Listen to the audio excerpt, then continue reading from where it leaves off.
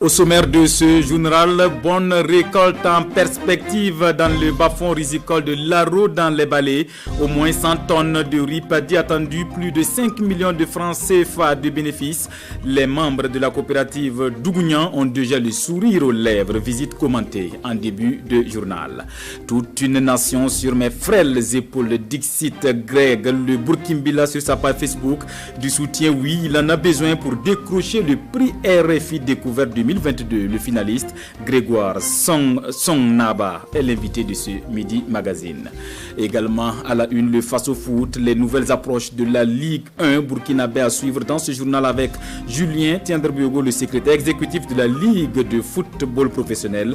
Il est l'invité de notre page sport. Madame, Monsieur, merci de nous suivre.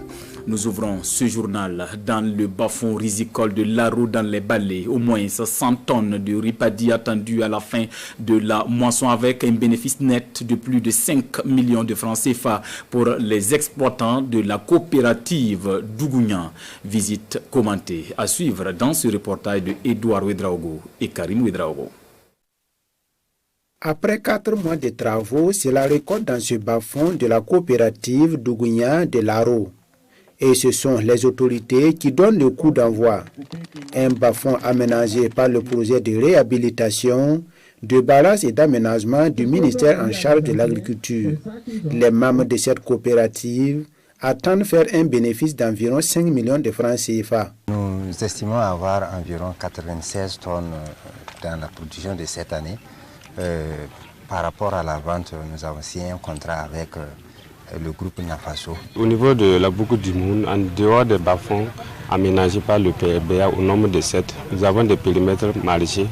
Au total, 2 et 4 hectares ont été aménagés. Nous avons des forages pastoraux et également des pistes rurales que le projet a aménagées. Une trentaine de personnes exploitent ce bas-fond. Après une explication de la fiche technique, ils reçoivent les encouragements des visiteurs du jour. Encourager les acteurs du projet parce que c'est vraiment un projet intégré qui prend en compte le volet production végétale que le volet production animale à travers des aménagements pour la production végétale et des aménagements également pour la production animale, notamment les forages pastoraux et les pistes à bétail et tout. Nous encourageons cette pratique-là pour que ça puisse vraiment faire tache d'huile. Il y a quelques années, on n'avait même pas de bas-fonds, on n'exploitait même pas ces bas-fonds. Et aujourd'hui, ces bas-fonds sont exploités et ça permet de rentabiliser vraiment la production au Burkina Faso et diminuer du coup, même pour les importations à risque. Le projet de réhabilitation de barrages et d'aménagement de périmètres et de bas-fonds intervient dans les provinces du Boulkemde, du Giro, du Sangué et des Ballets. D'un coût de 10 milliards de francs CFA, le projet prend fin en décembre 2023. On reste dans la région de la boucle du Mohun pour des témoignages des populations du village bénéficiaires du projet ECED Mohun. L'électrification solaire a changé qualitativement le quotidien des habitants de la commune de Wona, avec à la clé l'amélioration de leurs activités génératrices de revenus. Constat de Naba Idadabire et Karim Ouedraogo. Au total, 16 villages des provinces de Mohun et des Ballets sont désormais électrifiés par le projet ECED Mohun. Et c'est à travers un raccordement au réseau Sonabel. On a eu à construire les infrastructures et on s'est raccordé au réseau de la Sonabel. Aujourd'hui, il n'y a pas un habitant ou un ménage qui puisse dire en fait qu'il ne peut pas avoir accès à l'électricité. À Wona, l'une des localités bénéficiaires de ce projet dans les Ballets, l'électrification a permis de booster plusieurs activités génératrices de revenus.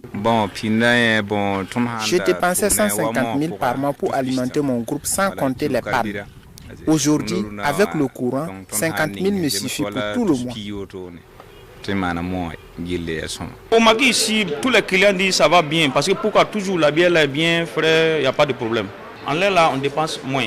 Grâce à l'électrification du CSPS de Wona, les conditions de travail se sont améliorées dans ce centre. Aussi, Wona a maintenant sa propre boulangerie. Environ 18 000 personnes seront impactées par l'électrification des 16 villages. Les 3 300 premiers abonnés sont subventionnés par le projet. Et ECED Mohun et ses partenaires veulent par là accroître l'accès à l'énergie dans la région et améliorer les conditions de vie des populations. C'est surtout le développement des activités génératrices de revenus, des activités économiques à travers l'introduction de l'énergie. L'autre objectif visé, c'est l'amélioration des conditions de vie à travers l'éclairage.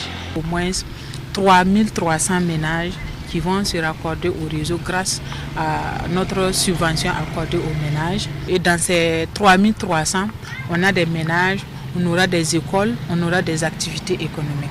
Pour l'électrification de ces 16 localités, l'Agence burkinabé de l'électrification rurale et bien d'autres partenaires ont fortement contribué à la mise en œuvre du projet.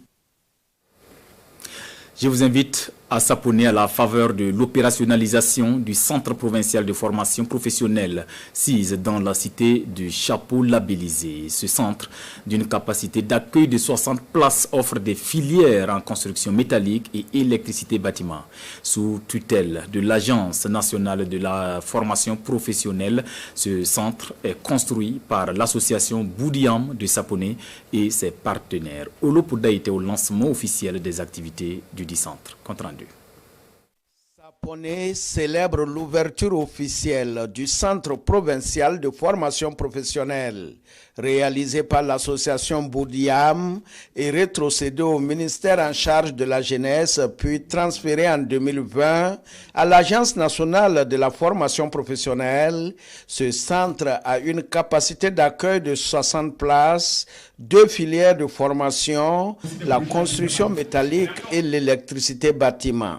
Depuis un certain nombre d'années, l'association Boudiam et ses partenaires, ses amis allemands, ont apporté un soutien à la formation primaire. Donc on a beaucoup de sortants où certains arrivent à la fin du cycle du primaire, n'arrivent pas à continuer et sont reversés comme ça. Et on s'est dit mais qu'est-ce qu'ils deviennent?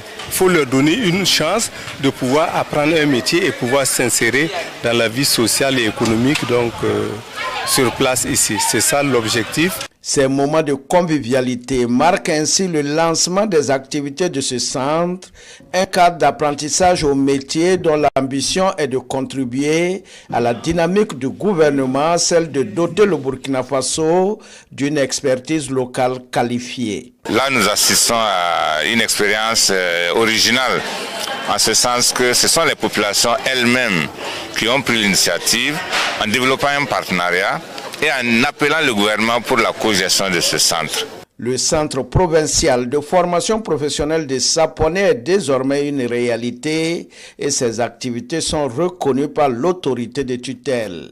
Le défi ici reste la diversification des filières de formation en vue d'accroître l'employabilité des jeunes au Burkina Faso. Coup de projecteur sur les lauréats de la première édition du Startup Challenge 2022 Move Africa Burkina. Kolwefo, où l'antivol moto connecté est reconnu meilleur projet par le jury du concours. La jeune entreprise promotrice d'une solution digitale contre les vols d'engins se classe donc première et gagne une subvention de 5 millions de francs CFA. Elle va également participer à la grande finale internationale avec les meilleurs des 10 autres filiales du groupe Maroc Télécom. La proclamation des résultats en images avec Jean-Eudes Bayala et Karim Bikenga. Voici l'application gagnante de la première édition de Startup Challenge Move Africa Burkina.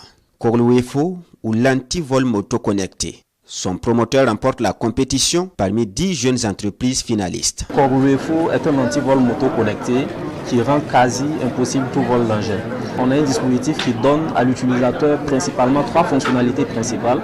La première fonctionnalité, c'est de pouvoir en fait trouver avec précision la position de son engin juste en secouant son téléphone.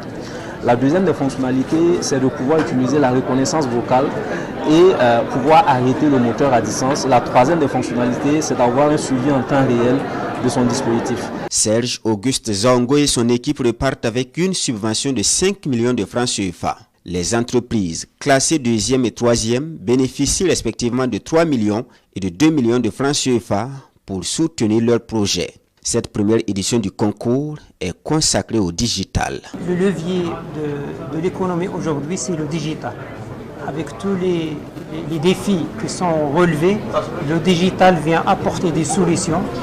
Et on est convaincu que ça permettra à la fois aux jeunes de lancer des projets réussis, mais aussi permettre à Move Africa en tant qu'opérateur télécom de créer de la valeur ajoutée pour les services et les produits qui sont offerts par Move Africa. En plus de relever du secteur du digital, les projets gagnants ont satisfait d'autres critères. Parmi ces critères, il y a l'innovation, la faisabilité et le modèle économique. À peine créée fin octobre dernier, la fondation Yari Marshall Touré veut gagner en crédibilité en passant d'un gala humanitaire à une structure formelle d'assistance aux personnes vulnérables. Son ambition, être une référence pour la jeunesse et l'espoir des personnes défavorisées tout en accompagnant des entrepreneurs à la réalisation de leurs projets. Nongbakuda, Jérôme Tendano. Une collecte spontanée de fonds et une vente de tableaux aux enchères. La fondation Yari Marshall Touré est ainsi lancée. Assistance aux populations les plus démunies, aux jeunes entrepreneurs, soutien financier pour la réalisation de projets sont entre autres les domaines d'intervention de la fondation Yari. Venir en aide à son prochain, une tradition dans la famille Marshall. La fondation porte le nom de ma mère parce que vous savez, c'est elle qui a mis ça à nous, de savoir partager, de savoir donner au prochain. Et moi, je veux continuer ça à travers cette fondation. Et je demande à tous les Burkinabés, à tous les Africains qui ont aussi la même pensée, les mêmes idées et qui veulent aussi donner, d'adhérer à la fondation. Et plus on est nombreux, plus on est unis, plus on peut aider. Je suis une femme engagée dans l'humanitaire. Donc aujourd'hui, il faut mettre le pont entre l'humanitaire et le développement. C'est pour dire qu'il ne faut pas rester dans l'assistanat, mais d'aider ces personnes vulnérables à pouvoir être autonomes, à produire et s'auto-financer, s'auto-épanouir. Donc c'est ça qui est le plus important. La création de la fondation Yari Marshall Touré fait suite à un gala humanitaire organisé en décembre dernier. Les fonds collectés ont permis de venir en aide à des jeunes entrepreneurs ainsi qu'à des femmes. Jacques Marshall dit vouloir maintenir la dynamique d'assistance afin de venir en aide à ceux qui sont dans le besoin, à construire des solutions utiles, concrètes et durables au profit de la société.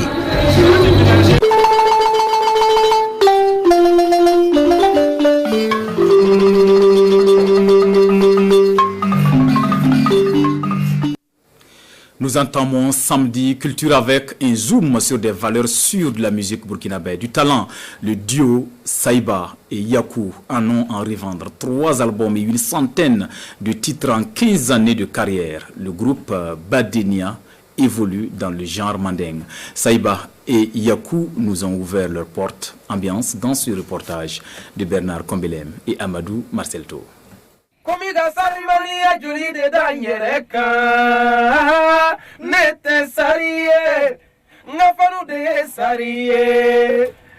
Natifs de Bobo Dioulasso, Saïba et Yakou font partie des porte-voix de la musique mandingue au Burkina Faso.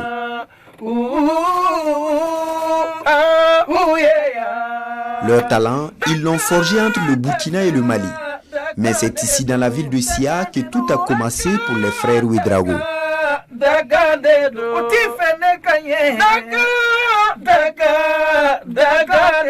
C'est lui qui m'a fait rentrer dans la musique. On était dans une école coranique, secteur 11 Kolma.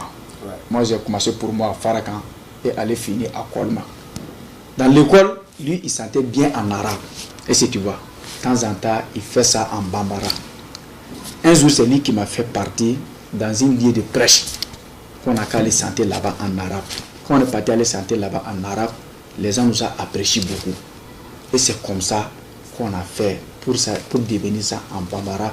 Chaque fois on part là où les gens font des prêches pour aller chanter là-bas, pour faire devenir ça en bambara. C'est pas ça comme ça. C'est nous, c'est Bani Yakouba.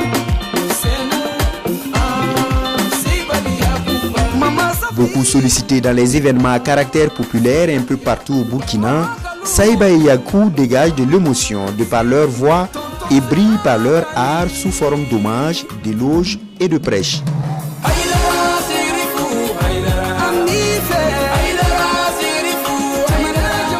Dans la vie, moi et mon grand frère, je vois rien que nous on peut se sentir à l'aise, sauf si on a des micros dans notre main. Nous on sent pour des gens qui nous ont aimés. Quelqu'un peut aimer moi et mon grand frère comme ça. Que ce soit il est riche ou il est pauvre, nous on s'en fout de ça. Il peut vous suivre depuis des années et des années. Il regarde tout ce que vous faites. Tout ce que vous faites, il aime ça. Il vient vous voir. Il peut vous faire des cadeaux comme il ne veut pas vous faire des cadeaux. Moi et mon grand frère peut réveiller comme ça pour dire à telle personne là, il est fatigué derrière Seba et Yakou. Il faut qu'on a qu'à faire quelque chose à son nom pour faire nos masses. On peut faire ça. Deuxième point, quelqu'un peut venir comme ça même. On ne le connaît pas, on n'a jamais vu. Lui, il vient, il nous aime. Il veut que vous n'avez qu'à chanter pour lui. D'ici, tellement je vous ai aimé là. Je veux que vous n'avez qu'à faire un chanson à mon nom. Burkina, Mali, Guinée, Côte d'Ivoire, Émirats Arabes Unis, des scènes internationales, ils en ont connu. Et leur difficile début, ils s'en souviennent également.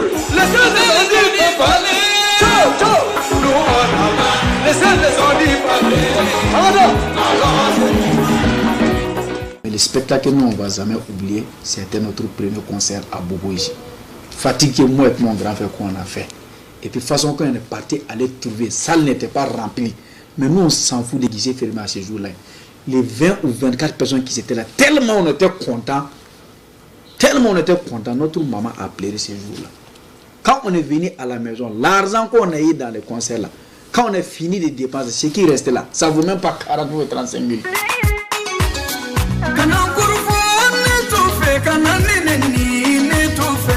Une centaine de singles et 3 albums à leur actif en 15 ans de carrière, Saiba et Yakou forcent l'admiration au plan national. En témoigne leur influence sur les réseaux sociaux et leur impact sur la société. Grâce à moi et mon grand frère, à cause de notre musique, il y avait des familles qui ne s'attendaient pas entre eux. Mais à cause de moi et puis mon grand frère là, il y a des familles qui ont fait finir leur palabre. Tellement quand ils voient moi et mon grand frère dans une clip, on est en train de jouer, chanter ensemble, tout, ça a donné du courage à des familles de faire venir la paix dans leur famille. L'un des tout premiers groupes musicaux à faire le plein du théâtre de l'amitié de Bobo Dioulasso, Badenia prévoit se produire à Ouagadougou dans la capitale au nom de la cohésion sociale et de la paix au Burkina Faso.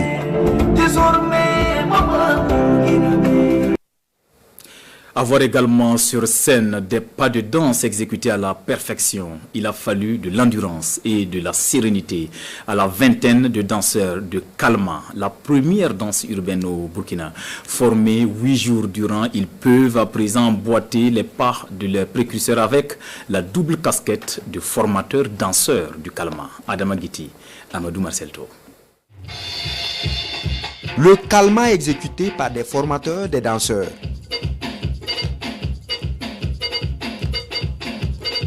8 jours de formation leur ont permis de mieux maîtriser les pas et de concevoir la scène pour une meilleure chorégraphie.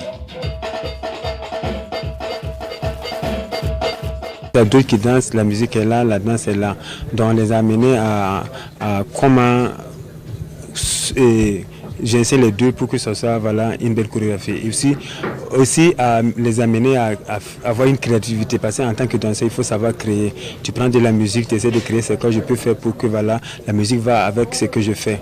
C'est un danse que nous on a créé, mais le formation qu'on a vu là, c'est la première fois qu'on vient de voir notre danse. On a formé, on est content. Et ça veut dire qu'on veut seulement qu'on est jusqu'à aller devant. Bon, moi aussi dans la danse, je peux dire que j'ai commencé ça depuis 1974. Moi, mon premier groupe, c'était en 1977. Au nombre d'une vingtaine, ces formateurs des danseurs du Kalma ont pu peaufiner leur art à l'initiative de l'un des précurseurs de cette danse qui se veut la première danse urbaine au Burkina. Il fallait améliorer puisque nous avions des ambitions. La première des ambitions, c'était d'éviter que les danses urbaines des autres nous viennent nous envahir et que nous ne puissions pas proposer quelque chose. Donc, parce que les autres sont mieux organisés que nous. C'est la vision de pouvoir être une danse compétitive, une danse capable d'aller sur les autres scènes que nous avions initié cette formation. À terme, il s'agit pour les participants de mieux transmettre aux apprenants et autres amateurs du calmant les fondamentaux et les acquis de cette danse pour davantage la pérenniser et mieux la faire voyager hors du Burkina Faso.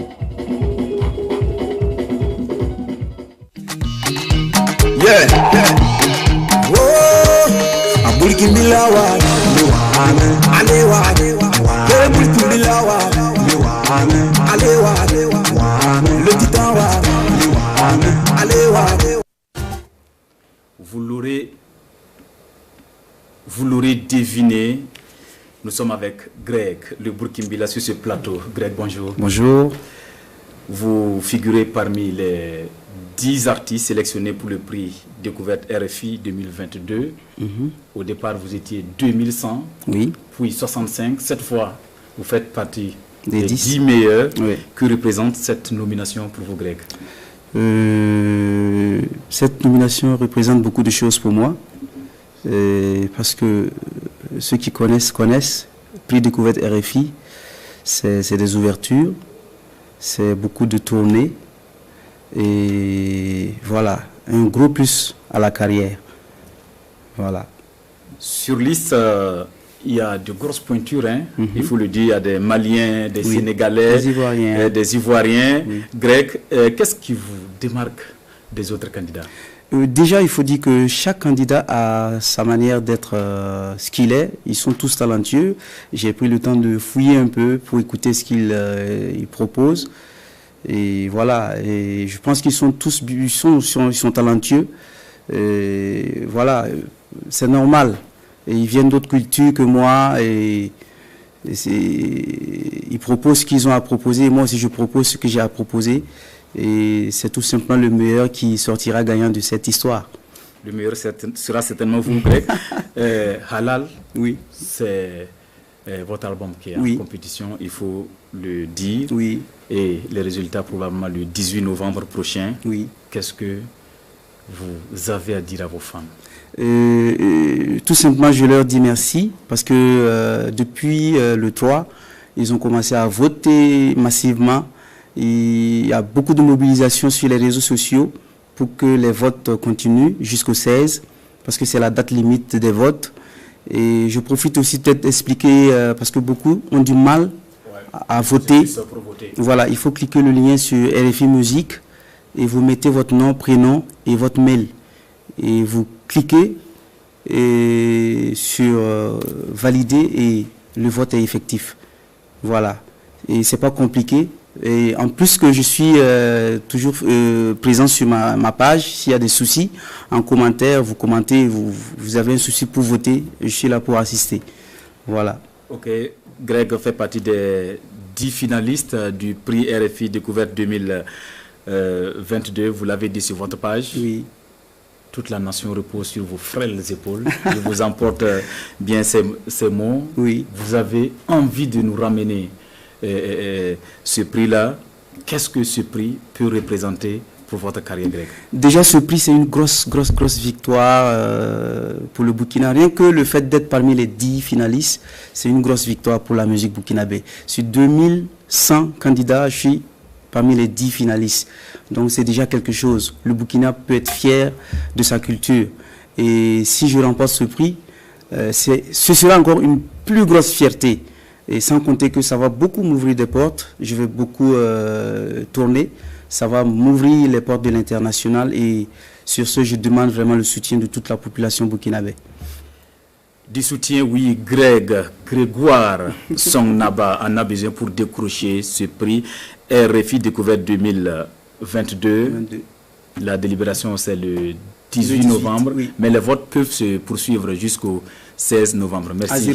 À 0 heure. Merci Greg pour ces informations. Restez avec nous pour la suite du journal et nous parlerons sport. Nos stades sont au rythme du Faso Foot entamé depuis le 16 septembre dernier, du foot d'élite avec cette fois de nouvelles approches de la Ligue 1 burkinabé qui parle donc de professionnalisme. Explication de Girard Sommet et Christelle Dabré-Paré. Objectif, rendre la Ligue 1 plus attractive.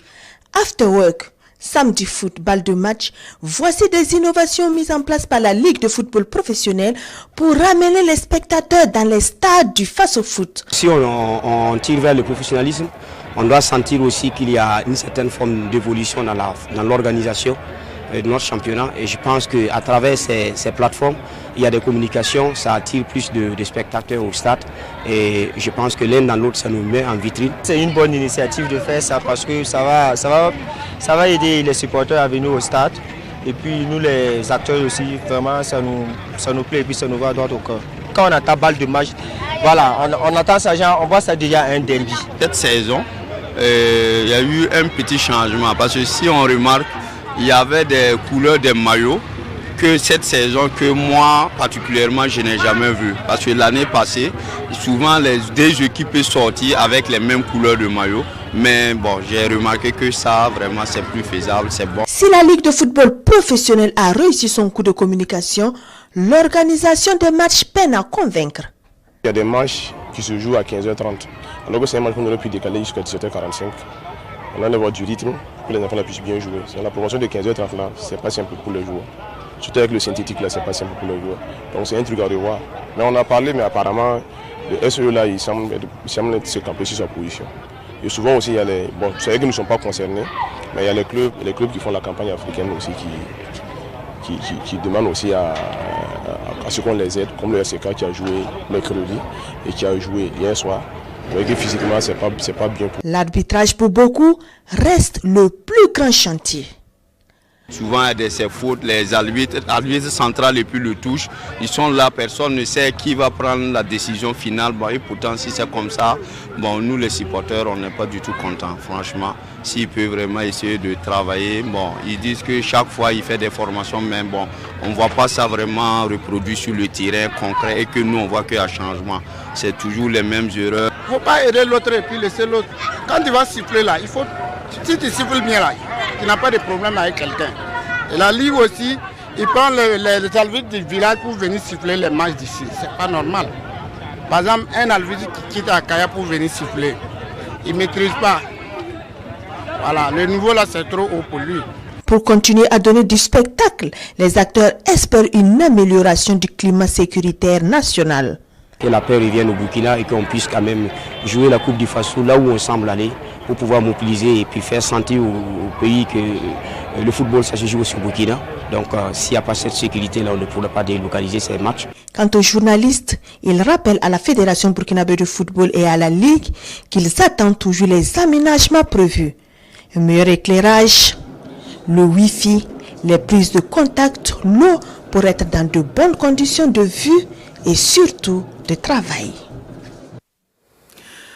Place à présent l'entretien avec notre invité sport, Julien Tenderbiogo, le secrétaire exécutif de la Ligue de football professionnel. D'entrée de jeu, bienvenue, monsieur Tenderbiogo. Bienvenue, merci beaucoup. D'entrée de jeu, quelques concepts à élucider, il faut le dire. Oui. Dans votre jargon, on parle de after work, samedi, football, de match, autant d'appellations dans le milieu footballistique burkinabé. Ça fait référence à quoi? D'accord, merci de nous poser la question et de nous donner l'opportunité en tout cas d'expliquer. Alors vous regardez, c'est un paradigme que nous apportons pour pouvoir animer le championnat et apporter un contenu dans la communication. Avant, bon, c'est-à-dire qu'on annonçait juste la journée du championnat et après c'est tout. Alors aujourd'hui, c'est que nous à travers les concepts que nous avons proposés et que nous sommes en train de mettre en œuvre. Et After Work, l'idée c'est quoi? L'idée c'est que After Work concerne les matchs de vendredi. L'idée ici, c'est d'inviter les couches socio-professionnelles à tous les niveaux. Vous savez, la dynamique démographique aujourd'hui fait que les gens ne logent plus au centre-ville. Donc l'idée aujourd'hui que si, après le travail de vendredi, que les gens s'arrêtent systématiquement pour soutenir le championnat, que ce soit à Ouaga, à Bobo et partout au Burkina. Donc c'est un cible que nous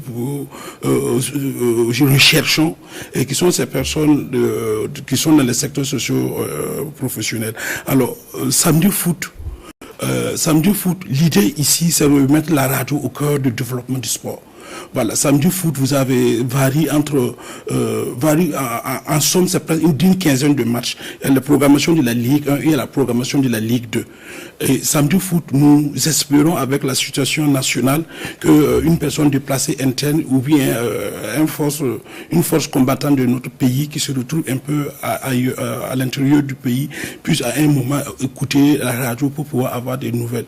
Alors, le dernier concept, c'est balle de match.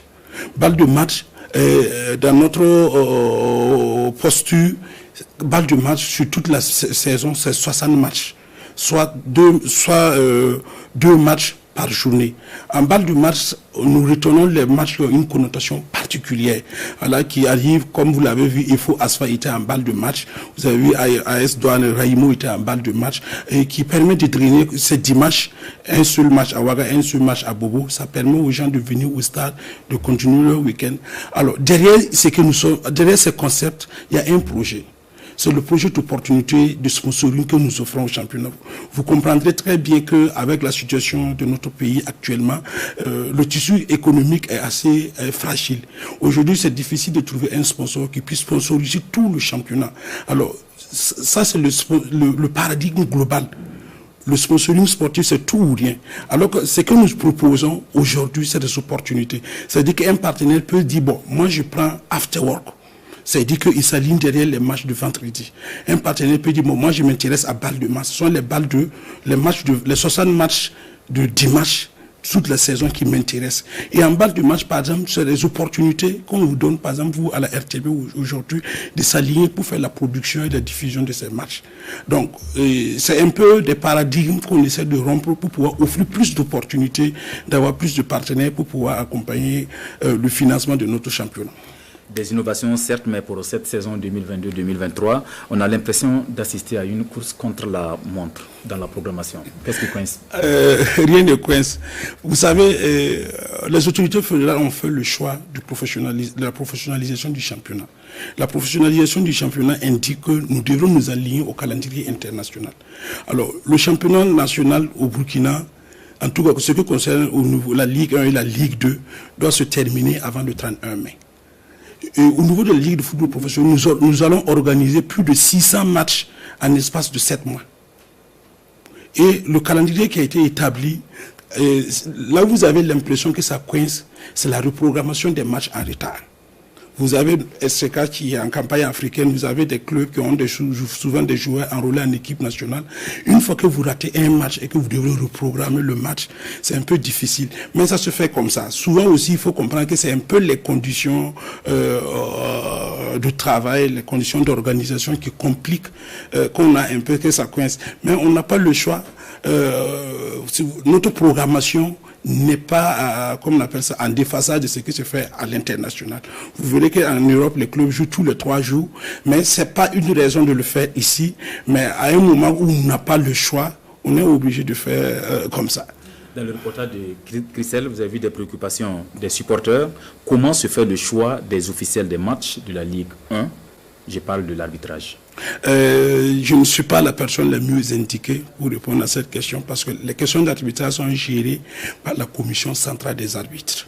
Mais après, le commentaire que je peux faire, vous verrez que même au niveau international, en Coupe du Monde, en Coupe d'Europe, ailleurs, l'arbitrage, c'est toujours le facteur cristallisant. Voilà, aujourd'hui, les règles du jeu sont dynamiques. Les règles du jeu ont évolué et souvent la lecture de l'arbitre n'est pas forcément la lecture du spectateur. Voilà, donc c'est ce que je peux dire en commentaire. Sinon, pour les questions de programmation, nous n'avons pas compétence pour parler de ça. Pour cette saison, quel dispositif pour gérer les éventuels débordements? Parce qu'on sait que tous les supporters ne sont pas respectueux des règles. Oui, ce que vous dites est juste. Ce que nous faisons au niveau de la Ligue de football professionnel, c'est en fonction des enjeux du match, Parce que je prends l'exemple, il faut asseoir tout dernièrement.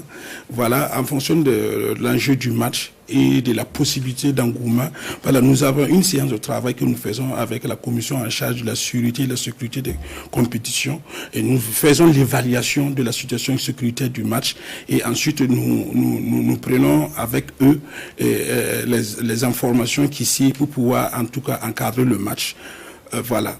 Donc, mais dans le principe global, en tout cas, tous les matchs du championnat national, il y a un dispositif sécuritaire qui assure.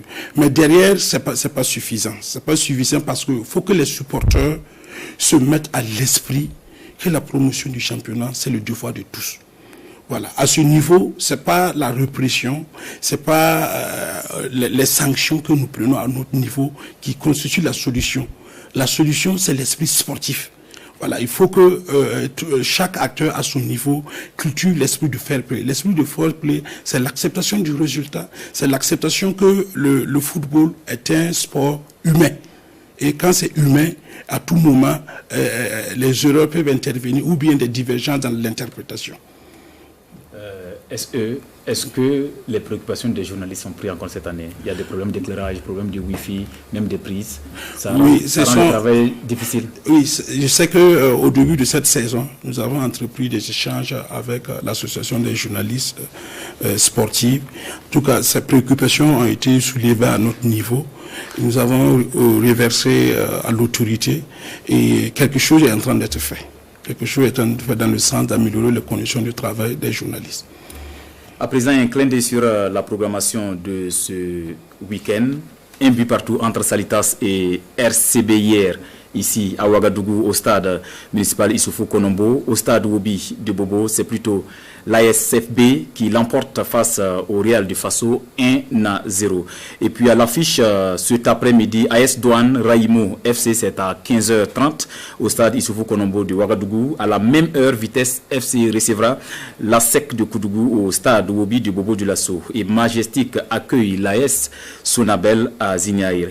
AS Police, USFA, oui. AS Police USFA est prévu dimanche à 15h au stade Issouf Konombo de Ouagadougou et Royal FC va se mesurer à l'Asfa Yenenga au stade Wobi de Bobo du Lasso.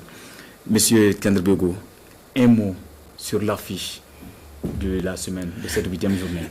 D'accord, il faut dire que ce qui est de particulier, c'est l'opposition entre les équipes issues des corporations des forces de défense et de sécurité, l'AS Police et l'USFA.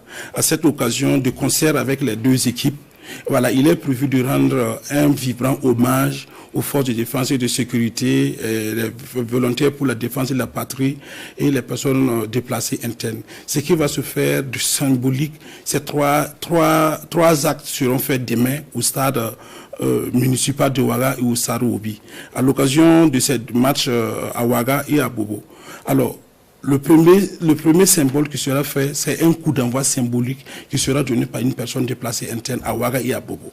Alors, l'esprit, c'est donner le message que malgré la situation difficile que ces personnes déplacées internes vivent, nous partageons cette situation et que ces personnes, où qu'ils se trouvent, qu'ils se sentent toujours au Burkina, et encore plus sur un terrain de foot. Le deuxième symbole qui sera fait demain, toutes les équipes seront en brassard blanc. En brassard blanc, le message avec les officiels de match, le message, c'est un message d'espoir. Les équipes veulent donner le message d'espoir que la communauté du football au Burkina croit fermement et espère un retour à la normale, la paix et la sécurité dans notre pays. Et naturellement, le retour des personnes déplacées dans leur localité. Le troisième symbole, c'est que pendant l'exécution du coup d'envoi symbolique, le public sportif est invité demain à rester debout pour accompagner l'acte.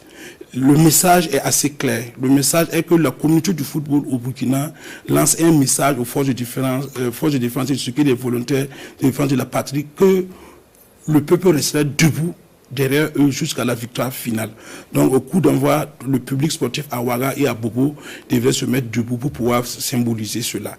Donc ça répond à une des questions que vous avez posées. Pourquoi les concepts Donc demain, c'est en balle de match que cela va se faire. Donc c'est des opportunités qui nous donnent de donner un peu de contenu dans ce qu'on fait. Je voulais ajouter un élément. Vous savez que tous les matchs de la Ligue 1 cette saison est produit et diffusé en mode streaming.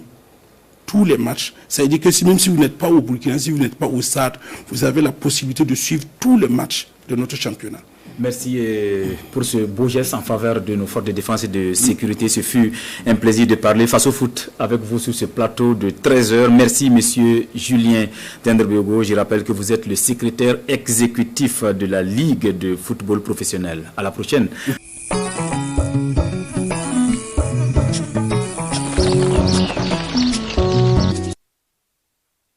Du Burkina, bon week-end à tous.